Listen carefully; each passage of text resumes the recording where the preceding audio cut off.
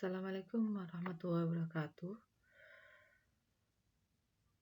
Untuk pertemuan kali ini kita akan membahas tentang penerapan fungsi linier dalam bidang ekonomi. Itu part yang keempat. Materi yang akan kita bahas pertemuan kali ini adalah yang pertama fungsi konsumsi, yang kedua fungsi tabungan, yang ketiga angka pengganda, dan yang keempat adalah pendapatan disposable.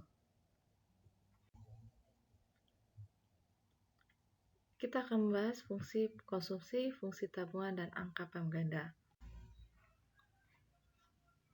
Dalam ekonomi makro, pendapatan itu dialokasikan pertama itu untuk konsumsi, yang kedua untuk ditabung. Y itu merupakan pendapatan, C itu adalah konsumsi, S itu adalah tabungan. Untuk rumus fungsi konsumsi itu adalah C sama dengan CO plus CY. CO ini adalah CO otonom, yaitu tingkat konsumsi yang tidak dipengaruhi oleh pendapatan. Jadi, CO otonom itu adalah berapapun pendapatannya, ini adalah konsumsi yang wajib dipenuhi atau konsumsi dasar, ditambah C kali Y. Kalau untuk fungsi pendapatan itu Y sama dengan C plus S atau konsumsi ditambah dengan tabungan. Selanjutnya, untuk fungsi tabungan itu adalah S sama dengan SO plus SY atau saving otonom ditambah S kali Y. Kalau C sendiri merupakan C kecil itu adalah marginal propensity to consume atau MPC. S adalah marginal propensity to save MPS.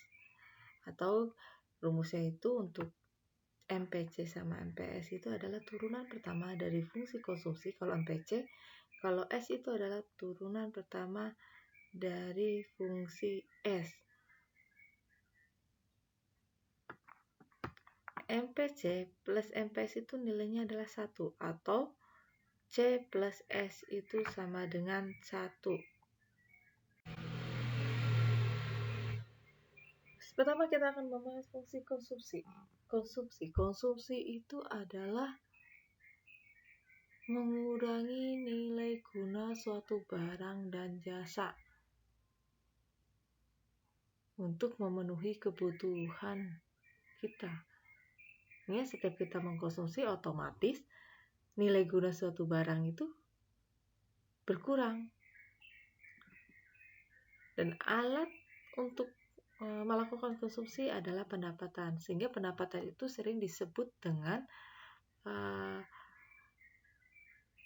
bagian masyarakat yang digunakan untuk membeli barang dan jasa dalam rangka memenuhi kebutuhannya. Kalau masyarakatnya pendapatannya kecil atau minim, itu semuanya habis untuk konsumsi, tidak ada spare untuk.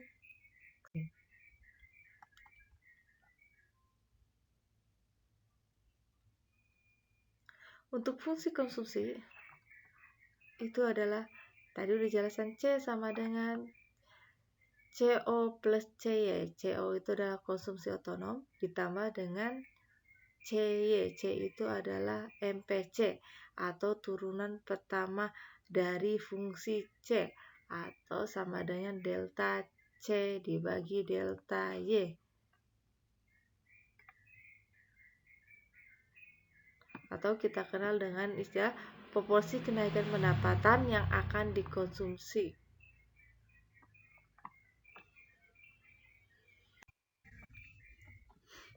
Fungsi tabungan.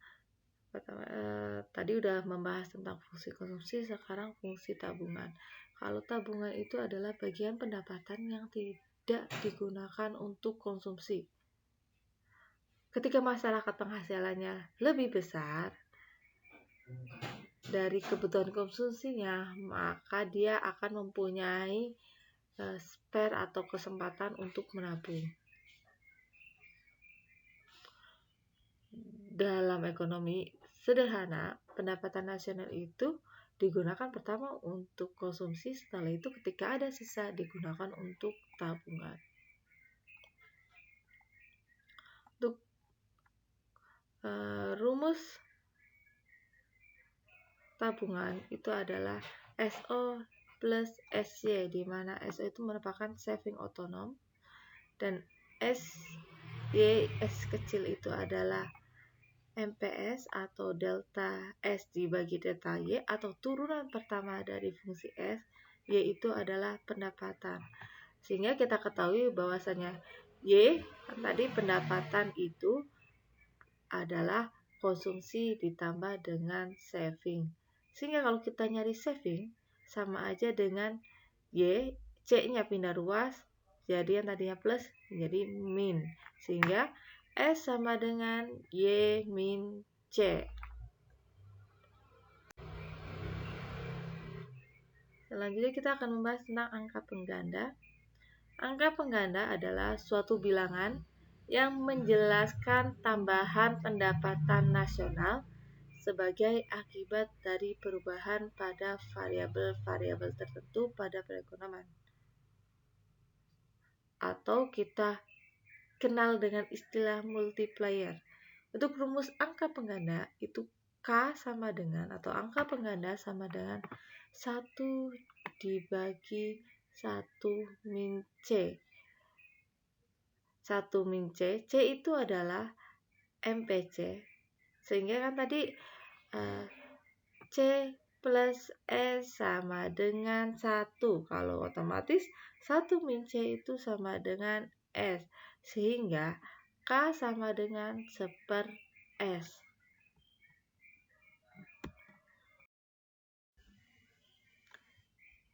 Sehingga kita dapat simpulkan bahwasanya SO sama dengan min CO. S atau MPS sama dengan 1 min C, sehingga C plus S sama dengan 1. MPS sama dengan 1 min MPC, atau MPC plus MPS sama dengan 1. MPC itu marginal propensity to consume, kalau ini marginal propensity to saving.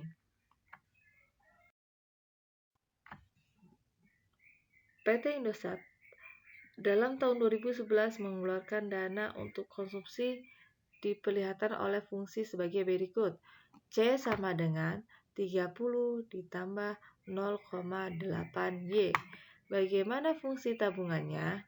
Jika tabungannya sebesar 20, berapa besarnya konsumsi? Dan gambarkan kurvanya. Pertama, C sama dengan 30.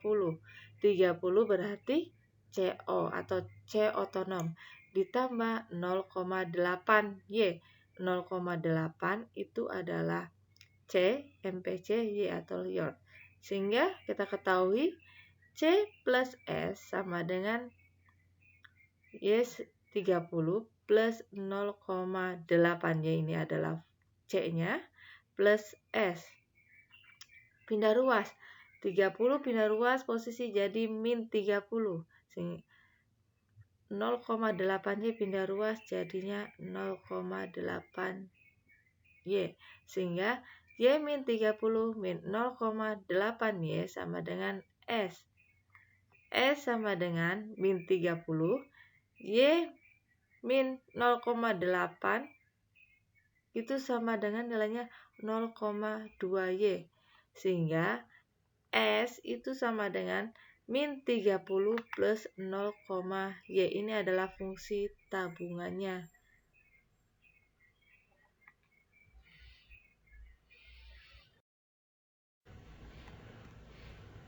Tadi pertanyaan adalah jika S sama dengan 20, berapa pendapatannya? Pertama, S, kan tadi rumus S sama dengan min 30 plus 0,2 Y. S-nya itu adalah 20 sama dengan min 30 plus 0,2 Y. 0,2 Y 20, 30 pindah ruas jadinya plus 30. Sehingga 0,2Y sama dengan 50. Y sama dengan 50 dibagi 0,2 sama dengan 250. Sehingga Y-nya adalah 250. Sehingga jika yang ditabung adalah 20, maka pendapatannya adalah 250. Dan berapa konsumsinya? Kalau konsumsi, kan kemarin rumusnya, tadi itu rumusnya Y sama dengan C plus S. Atau C sama dengan Y min S. Y-nya itu adalah 250, dikurangi S-nya itu adalah 20. Sehingga konsumsinya adalah 230. Sehingga ketika kita menabung 20, dan pendapatannya 250, konsumsinya adalah 230. Ini adalah kurvanya.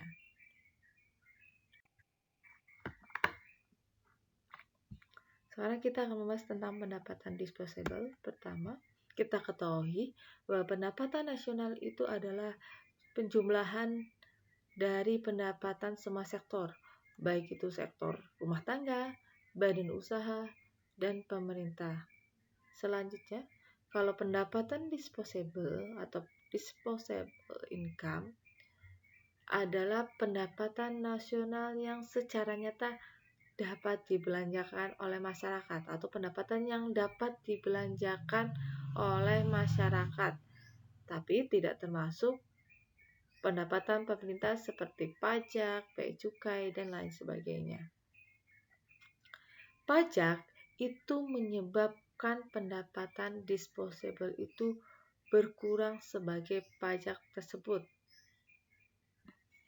Sehingga YD itu adalah pendapatan disposable, rumusnya sama dengan Y atau pendapatan nasional dikurangi dengan T. T itu adalah pajak.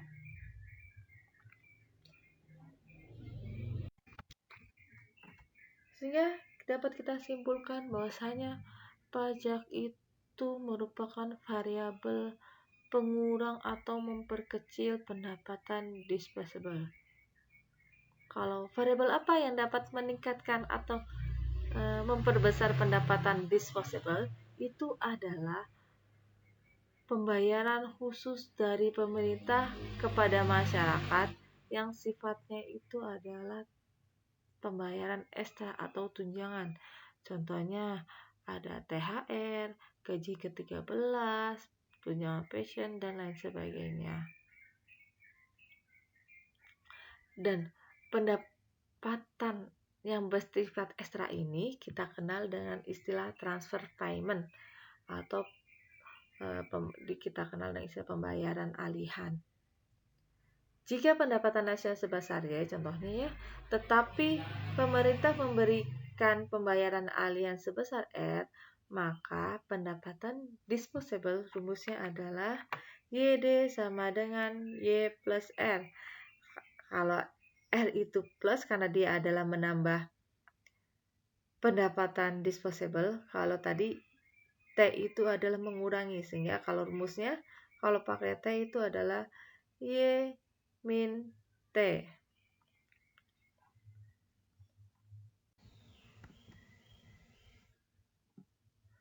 Untuk besarnya pendapatan disposable dapat dirinci sebagai berikut. Pendapatan disposable itu adalah pendapatan pribadi dikurangi oleh pajak yang harus dibayarkan oleh penerima pendapatan,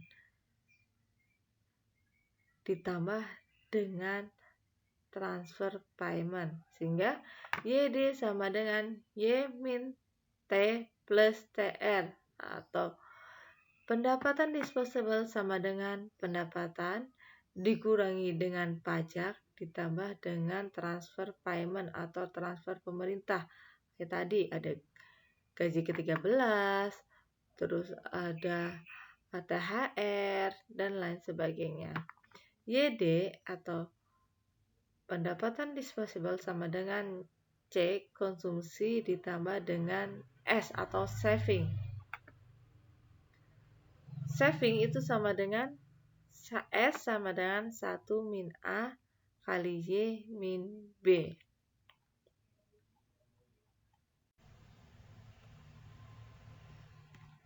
Apabila tidak terdapat pajak maupun pembayaran alihan, maka YD-nya sama dengan Y. Ini ketika nggak ada pajak, berarti YD sama dengan Y. Tapi ketika ada pajak, maka YD itu sama dengan Y min T. Atau pendapatan disposable sama dengan pendapatan dikurangi dengan pajak. Ketika hanya terdapat pembayaran alihan, maka pendapatan disposable sama dengan pendapatan ditambah dengan R atau transfer payment.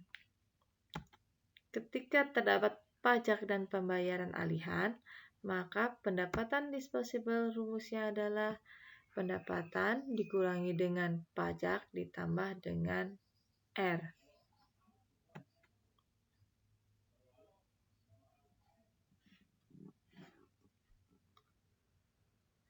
Jadi, dalam rumus ini dapat disimpulkan bahwa misalnya variabel independen atau variabel bebas itu adalah pendapatan disposable, bukan pendapatan nasional. Sehingga rumus konsumsi dan tabungannya menjadi seperti ini. C sama dengan CO plus CYD atau konsumsi otonom ditambah dengan C itu adalah MPC dikali dengan pendapatan disposable. Kalau fungsi tabungannya SO ditambah S kali YD atau saving otonom ditambah dengan S itu adalah MPS dikali dengan pendapatan disposable. Sehingga pendapatan disposable rumusnya adalah C plus. Contoh soal, konsumsi masyarakat Indonesia pada tahun 2012 ditunjukkan oleh C sama dengan 30 plus 0,8 YD. 30 itu berarti C otonom, plus 0,8 ini adalah C atau MPC, YD itu adalah pendapatan disposable. Jika pemerintah menerima dari masyarakat pembayaran pajak sebesar 16 atau T16 dan pada tahun yang sama memberikan pembayaran alihan atau transfer payment sebesar 6, berapa konsumsi nasional seandainya pendapatan nasional pada tahun tersebut adalah 200 dan berapa pula tabungan nasionalnya? Rumus C-nya kita ketahui C sama dengan 30 plus 0,8 YD. T-nya tadi 16, R-nya itu adalah yang ditanya C ketika Y sama dengan 200 dan yang kedua ditanya S-nya. Kita jawab. YD tadi kan rumusnya YD sama dengan ketika ada transfer payment sama pajak. YD rumusnya adalah Y min T plus R. Y-nya adalah 200, T-nya adalah 16 plus R. Sehingga 200 min 16 plus 6 sama dengan 190. Ini adalah pendapatan disposable. Yang kedua kita suruh nyari C-nya. Ketika pendapatan nasional 200 itu berapa? Rumusnya adalah 30 plus 0,8 kali YD. YD-nya udah ketemu 190. Sehingga C sama dengan 30 ditambah 0,8 dikali 190. Hasilnya adalah 30 plus 0,8 kali 190 adalah 152. Sehingga 30 ditambah 152 hasilnya adalah 182. Ini udah ketemu nih konsumsinya. Sekarang kita mencari S-nya. Tadi rumusnya S itu adalah pendapatan dikurangi dengan konsumsi atau YD pendapatan disposable dikurangi dengan konsumsi. YD-nya itu adalah 190 dikurangi 182 sama dengan 8. Adalah terima kasih. Itu aja penjelasan dari saya. Wabillahi taufiq walhidayah. Wassalamualaikum warahmatullahi wabarakatuh.